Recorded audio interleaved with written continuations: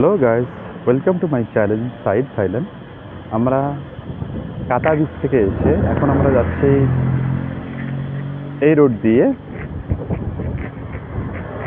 কারণ ভিউ দেখার জন্য। কারণ ভিউ দেখার আগে আপনাদের আরও একটি সুন্দর ভিউ আপনাদেরকে দেখাই। এটি হচ্ছে কারণ ভিউ ঠিক আগের যে অংশটা দেখেন, এখানে কত সুন্দর একটা মনোরম ভিউ, কত সুন্দর মনোরম একটা পরিবেশ। এখানে থাই ট্যাক্সি চালকরা এসে